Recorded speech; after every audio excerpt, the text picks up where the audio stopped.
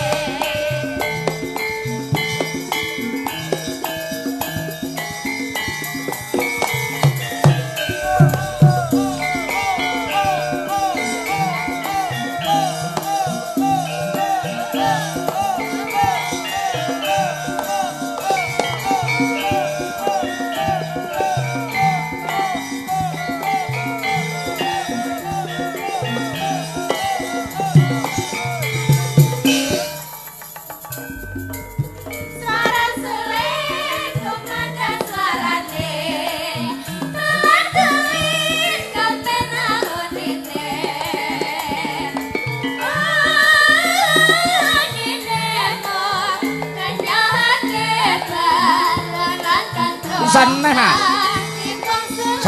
Ser.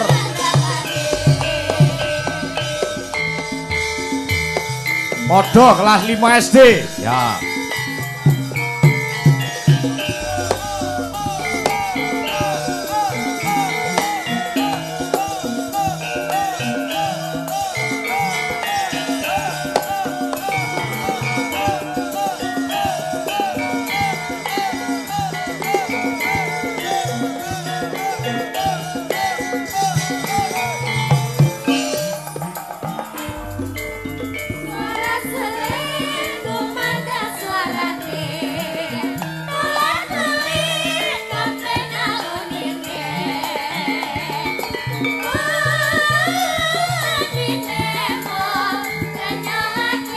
Oh.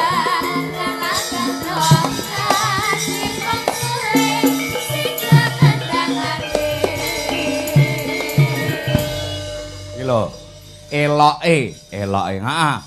Ing atase bocah sih kelas 5 SD kabeh, Niken Salindri ya kelas 5, terus Lintang Kare ya kelas 5, ngono. Heeh, ning duweni kabisan sing hebat. Oh, ngono. Ning kok bodine beda.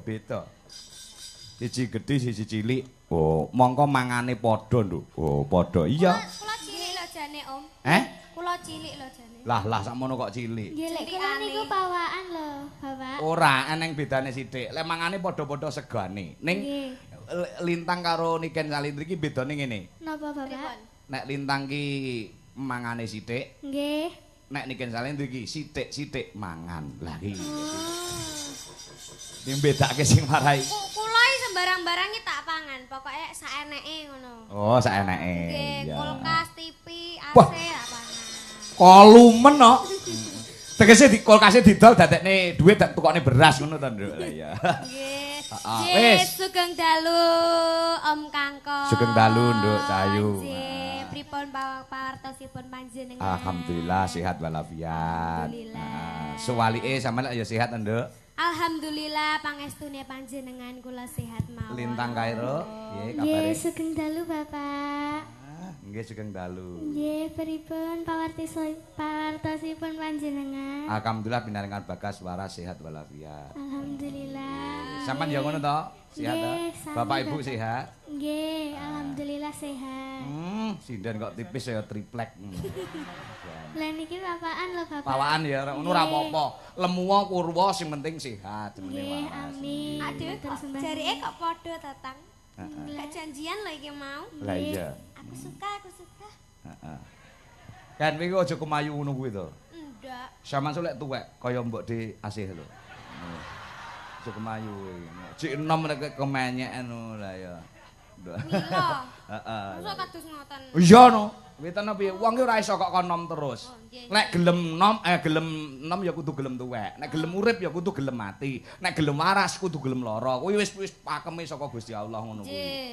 Nggih. Niki acarane napa, Om? Acarane syukuran. Syukuran. Ulang tahun tuh Bapak. Ulang tahun, ya Oh, ulang tahun. ulang CV Sriti Sari. Oh, nggih. Sing duwe sapa ngerti ra sampean? Sinten Bapak? Pak Yuli Subianto. Niki kan ngerti rong? Ngertos? Sing ndi wonge? Yo. Endi jempolamu ra mandeg-mandeg kok. Goleki sinyal. Wah, golek sinyal. Nah, niko sing angkat tangan niko. Sing ndi? Sing niko sing gawe Sing damel jilbab, topi sing gawe niki. jilbab, sing gawe jilbab. Topi. Hei, lanang kok nganggo jilbab. Oh, sandinge sing gawe jilbab. Oh ya Allah. Jas. Matur nuwun karo Kang Madalem Oh, sing nggih, sing- ngundang sing- sampean karo aku. Oh, sing nimbali kula teng Sinten, mriki Bapak? kalih panjenengan sinten? Pak Yuli Subianto. Oh, Oh, Pak nggih. Yuli. Nggih, matur suwun. Mugi-mugi pinarengan sehat walafiat. Amin. Nggih, kathah rezekinipun. Amin. Amin. Amin. Wis, Nggih. wis. Nggih. Wis. Jenengan pripun, Mbak? Aku ya sing ngono tok ya, An. Oh, nggih. Oh, Lah, piye, kowe kok Nek? nyeluke Oh, anu to, Tang? Aku ya Mary ya. Napa, Bapak? Ora nyeluke iki kok Mbak ora umure padha. Ndak. Tuwek sapa? Tuwek niki. Tuwek kula. Sepuh Mbak Sik, Niken, ya, Lintang Mbak. kelahiran tahun piro? 2009. Anu Niken? 2008. Oh, kacek setahun. Nggih. Oh, iya iya layak gedine. Kalah. Ndak apa-apa. Ndak apa-apa. Leleke buase kan nganu 2010. Wah, luwih enom. Kok kokeang. Heeh. Kokeang. Kokeang. Nggih. Oh nggih, aku ya Mary yo. Meru ngopo? Pengen dongakne yo. Ndongakne yo iya no. Heeh. Pak Yuli Subianto. Matur suwun kagem Bapak Yuli sampun nimbali kula kalian Om Kangko sak rombongan. Mugi-mugi panjenengan dipun paringi sehat selamat wilujeng. Amin. Panjang umur, Amin. rezekine kathah barokah. Amin. Awet le momong anak putune. Amin. Amin ya robbal alamin. Amin. Muga-muga nanggap maneh. Yo. Sindene tok, ndak usah tek dalang. Wah, udah deres nek nganggo dalang. Ayo, ayo. Nggih. Jos. Niki pripun, Om? Ngaturke tembangan. Iki mau para pinsepuh nyuwun supaya diaturi tembangan sing alus-alus sik saurunge Pak Yudo karo Pak Andi munggah manggung.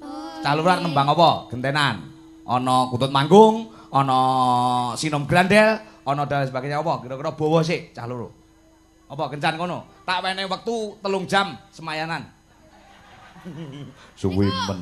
Kurang suwi. Apa nak cah loro nak? Sekitar 5 jam. Heeh, nggih. Hmm. Oh iya. Napa, Bapak? Napa? Oh, J. Sun. Pak Bringos ke, delok Bringose ya heeh. Kaya pager kecamatan. Kuandel. Piro, Nduk? Ndak ero. Oh iya. Kok kandel. Apa kuwi Nggih. wacanan? Mbah Dalang. Wah, Mbah. Mbah P Sret Breng. Mbak P Kumis minta gendeng. Gendeng. Gendeng. Cecak rawa saking Camongan. Lamongan. Heeh. Camongan iki tulisane. Camongan ya. Apa Lamongan toh? Mbok Lamongan, mbok Camongan sing penting duwite tekan kene ya, Nduk. Nggih. Ya, arep ngaturke apa sing klasik sik, sing alus sik? Apa sadurunge Mas Yudo? Oh iya. Heeh. Apa? Kelinci ucul nggih. Kelinci ucul dibawani sik? Nggih. Ya, sing pancen tak tarung ning wong loro. Tarung kok bukan berarti jelek ki ora, ning dibuktikan skillnya masing-masing. Niken mesti duwe keluwihan, Lintang mesti duwe keluwihan. Semuanya mempunyai kelebihan dan kekurangan masing-masing. Nambah padha-padha kelas 5-ne. Sik to. Lek umurmu kok ora padha kae kelas 5, kowe kelas 5 to? Nggih. Lah kowe umurmu ketuwek kowe setahun kok kowe tahun dongkol berarti. Ndak ya? Tahu. Ndak tahu. Mboten nate. Mergo mlebune iki rada rada telat sithik ngono ya. Mboten jane. Mboten to. Ancane kula saking gegedene ngoten. Oh kegedean. Nggih. Iya, iya. Pancen kowe lahire paling wis gedhi ngono ya. Laire 4 kilo. Oh, 4 kilo. Oh iya, rusak no dalane. Sik kowe kemajuan saiki. Untumu mek apa kuwi? Untu Dikai kawat dikai pager. pager. Nggih. Jenenge apa jenenge? Wedi begel. Begel. Behel. Behel. Behel begel. Heeh. Wes ameyane. Kowe gen apa ngono ki, Nduk? Ngono ki. Aku ora ngerti kok. Bene mboten dicolong wong. Weh. Guyumu malih ayu, heeh. Ayu ta? Ya, krik ayu tenan makasih. Nduk. Ayu Aja kaya tenan, tanggoku tenan. lho, anu Ken. Napa? Rek ayo kaya kowe digawe behel nih. Keliru kawan 16-an. Cangkeme dadi ambles ya. Tanggoku niku nggih sadurunge dibehel niku untune maju ngeten. Membrongos. Kayak omong-omongan kali ngono moncrot-moncrot sampean. Terus ta wayahe salat jamaah kali kula sanding kula dadakno pas wayahe sujud. Karpete kecantol dadi munjuk ngene. Oh, enek wong nyolong karpet. Didisiki kabeh wong kene gitu. Piye, Mas? Oh ya Allah, Man, matur nuwun. Oh ya Allah, salaman sih. Ya Allah, gak salaman kalau lintang. Oh iya. Polamu lho, anggere entuk dhuwit tok polamu ya. Niki jenengan rokoke. Kula kan mboten oleh ngerokok. Iya, rokok mengganggu kesehatan. Pak Yulianto Kartonyono. Kertonyono medhot janji. Nggih. Kartonyono ning ngawi medhot bancine. Nah, niku lho. Janji kok banci? Oh nggih, niku pokoke. Ayo Mas, Kartonyono Mas. Kelinci ucul. Kelinci ucul sih, engko Kertonyono kok diaturke kali. Ya. Ya, bawa sih, sapa sih? Lintang sih, ya, sing cilik sih. Cah semono kok isih entuk dhuwit akeh lah iya. Aduh kelinciku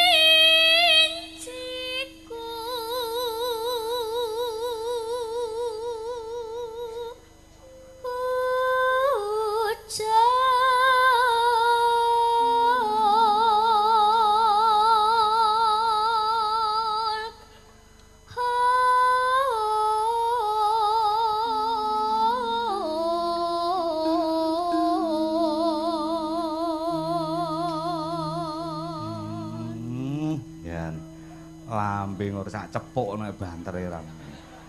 Iya. Apa niki kan? Ya. sakniki. Saiki esuk wis bubar.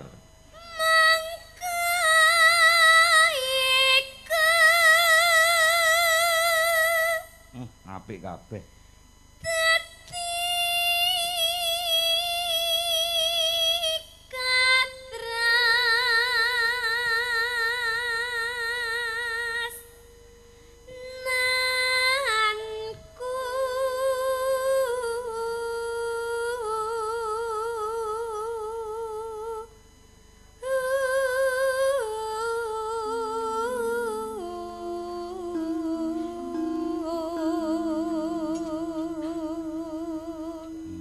Orang gua, Nduk, cah loro.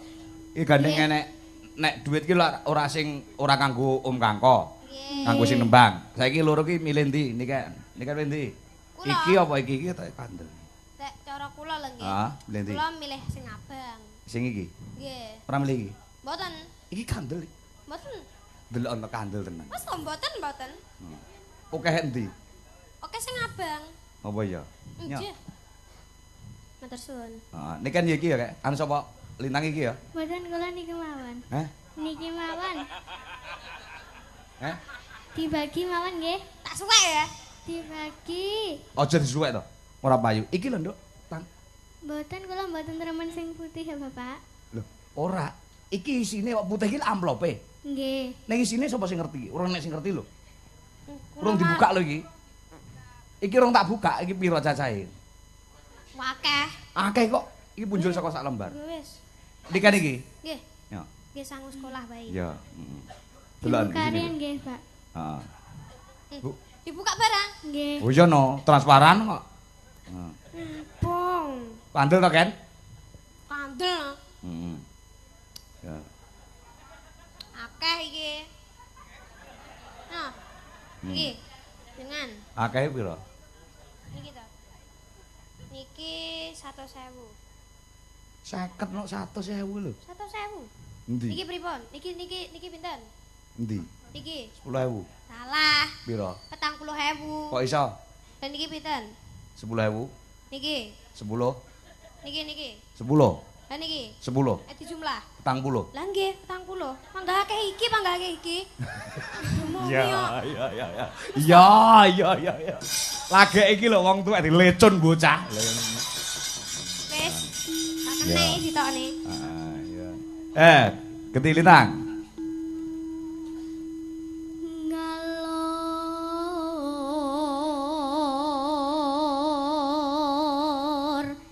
ngidul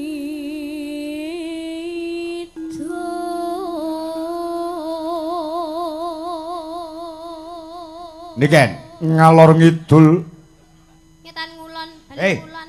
Nembang ora omong, nembang. Kondi mau.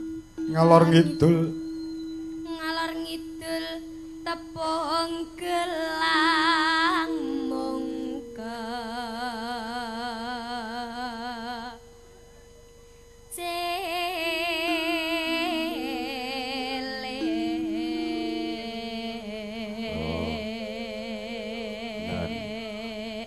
Sing mirsani kan. Nggih, tumplek-blek ndastok. Ndastok. Lek disawang teko mriki niku Ketok sirahe. Saking okehe piyai sing barang. nggih, mosok lek awak ta lek jungkel. Oh iya, Nggih.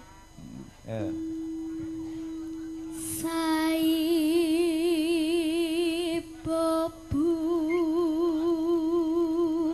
ngahra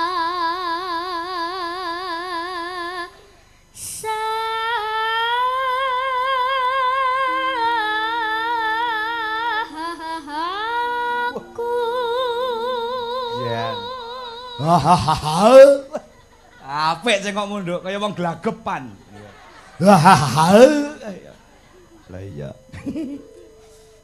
Ya, terus niken. Yen mulih bakal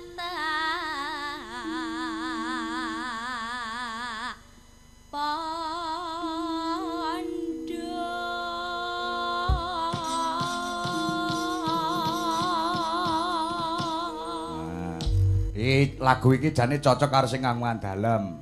Pak Yuli Subianto. Direwangi ucul saka Lingkong saka Kringin kene ucul nang nyambut gawe ning tekan ngendi-ngendi pamriye kepiye carane supaya dadi piyai sing sukses.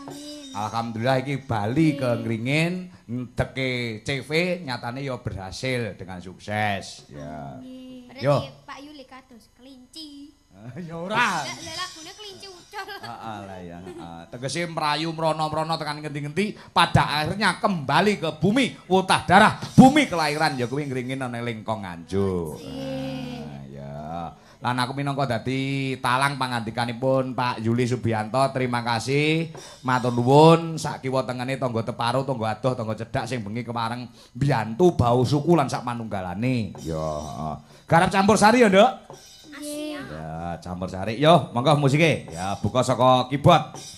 Ha iya, suwi ra petuk. Lah ya suwi ra tanggapan kok. Ya. Yuk, monggo.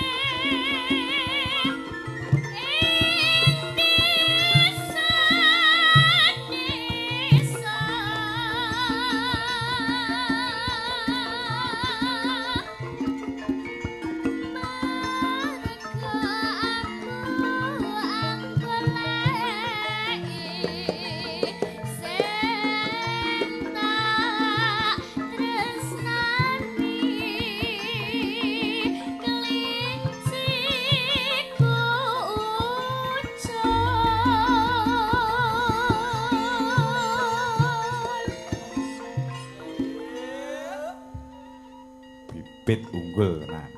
Ya, Lintang. Mbak Niken apa Mau bar sapa? kula wau. Oh iya, genti sing urung.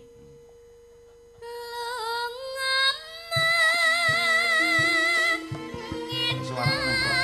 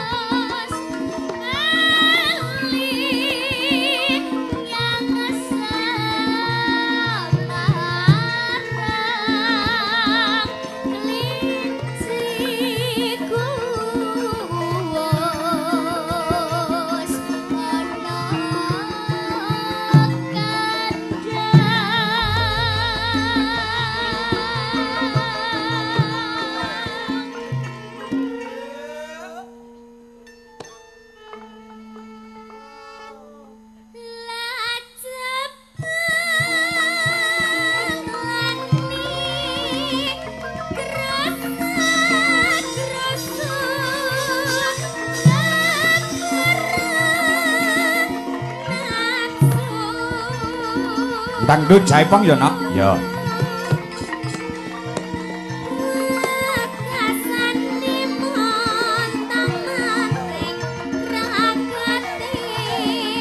Oh.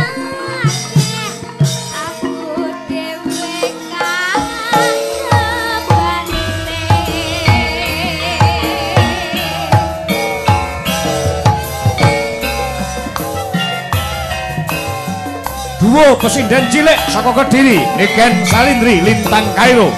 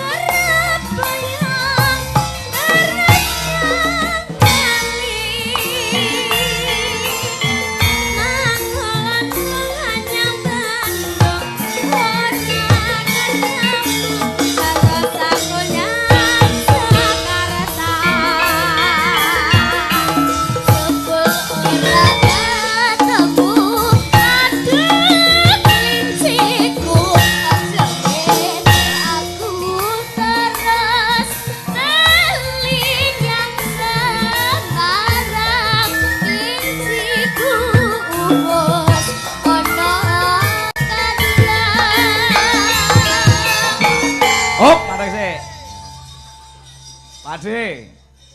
Wah, iki ketok wong nyeni. Heeh. Kalau dijogeti anune penari latare Pakde. Oh, nggih. Sapa jenenge? Semangat. Jenenge sapa, Dek? Kan. Jenengan namine sinten, Pak? Oh, dulure niki. Ora bojone Bu Asih to? Bojomu ne, Pakde? Bojomu to kuwi? Nyek Mas Dalang iki. Lha wong tak mboten kok ngenyek kula takon kok. Lah wong niki sangkringen ngarani kula lho ayune kados Nela Karisma mosok dirabi niki. Lho mbok menawa jenengan Mas Mendem. Nah, niku sinten asmane sinten Pak De? Niku joget ngleter kat sore, sampak bareng dijogeti. Niki to? Nggih. Lek kula. Oh. Lho leleke Mbok De Asih no. Nggih niku tasik pernah lek tumiran namine. Oleh tumiran. Tumiran. Jan. Nah tapi jenengan nggih pun batin anu ingkang negatif thinking riyen Mas Dalang. Lah nyawa? Mangke jenengan perasaane ndang niki CV Siriti Sari melok gendeng. Oh, mboten. Mboten niki tok sing gendeng. Masa niku gendeng? CV Siriti Sari mboten Mas Julia Subianto genah kali Mas Teguh. Termasuk kula nggih melok genah. Heeh. Niki tok sing mboten genah. Oh, nggih. Ning wong ngono ki ora tau lara kok. Mboten lorone pun dadi sitok. Lah nggih. Piyai kaya ngono ki njugan-jugan ora tau lara. Ngerti-ngerti mati ngono wis. Mboten, Ding. Mas Dalang, Pripun? empun iki sing dadi backing vokal kula nggih mampu lho. Oh, saged ta? Sumpah mampu. Ndak cobi. Engko nyanyi kek koplo ya, Nduk. Oh iya, heeh. Sing joget sampean? Oh iya, nggih. Delokan kok lek ngadeg joget egolan kaya mentok dobol mendhi.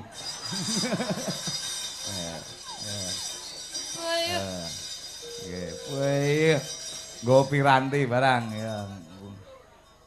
Nggawa napa niku? Nggo klintingan sapi. Oh, nggih. Oh, lah kaya sapi no, Mas. Ya. Gawe koplo, ya, es. Yo, Bu Asih koplo, ya. Yo.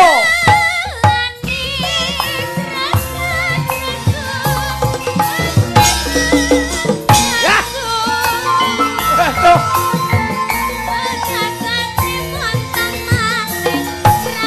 Meneh, Mas. Gen joget, Bu.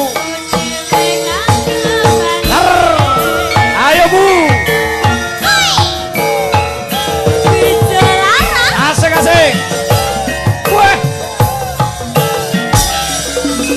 Wah. Marai gumoh.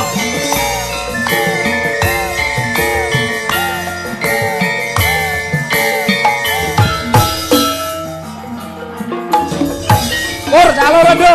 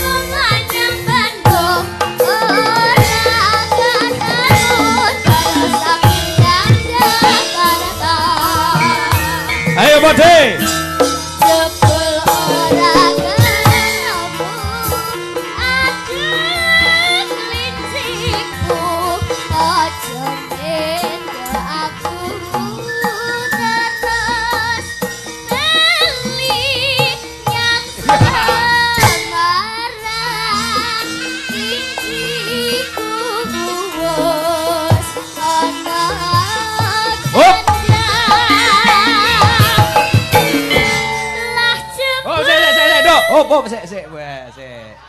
Oh, angsal dum-duman. Niku sing maringi Pak Arko DPRD Kabupaten Madiun.